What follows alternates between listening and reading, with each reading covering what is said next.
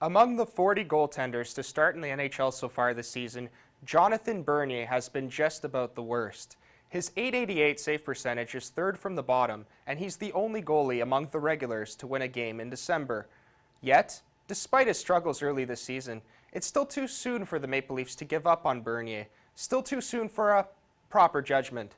As most Leaf fans know, Bernier's numbers this year are unappealing in every way. Bernier has only won 6 games since January 1st and lost 28 times since. Still, in order to properly evaluate him, one must ignore all that was going on around him. Last season, the Leafs were a mess on the ice. They slogged through the final months under interim head coach Peter Horachek, and their will to win was completely beaten down by the time April rolled around. In the final 3 months, Toronto gave up the third most quality scoring chances per 60 minutes and possessed the puck better than only 5 other teams in the league. That's it, just 5.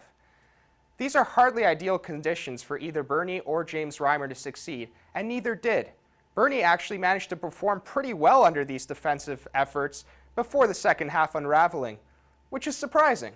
He had a good save percentage in this first season with the team and the best career save percentage out of any Leaf goaltender in the last 5 years. A year ago, just before things fell apart, Bernier won 7 of 10 games before the bottom dropped out on him and his team. His struggles so far this year with a better coach and improved structure haven't helped his case, and I'm not going to defend his poor performance so far this season, but to be fair, 9 starts should hardly define the scope of a career. He's also not the only goaltender of reputation to struggle this season. Semyon Varlamov had comparable numbers to Bernier entering the season and is also struggling to stop the puck through the opening 2 months. The goaltending struggle is felt around the league. Sergei Bobrovsky has a .865 save percentage in his first 10 starts for Columbus. Tuukka Rask, and former Stanley Cup winner, had an .899 mark through his first 16 starts. Even Devan Dubnyk, who was the goaltending story outside Carey Price last season, has fallen off to just a .909 mark this season. Still, Bernier made only 2 starts in November, and they came 2 weeks apart. He stumbled badly in both, yielding 8 goals, including a few that were very shaky. One of the goals was from center ice. So yeah, there's no denying that in a way Bernier has dug his own grave with the Maple Leafs.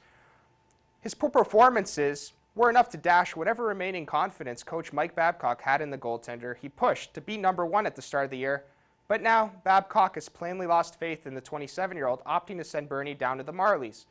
The club, which signed Bernier for 2 years this past summer, may find by season's end that he's not their present or future in goal. But, to be fair, fewer than 10 starts with a stable structure and quality head coach are not enough to make that judgment. More opportunities and more pronouncements are needed. Bernier showed in Los Angeles that he could perform capably with a quality team in front of him. He is losing a mental battle right now and is unable to stop one stumble from turning into 2 or 3. But there's no reason he can't turn it around. Confidence rises just as quickly as it falls in pro sports. For Bernier, all it might take is a string of quality practices and 1 good effort morphing into 2. Either way, Jonathan Bernier's jerseys will make their appearance at the Air Canada Centre, whether on the back of a fan or on the ice.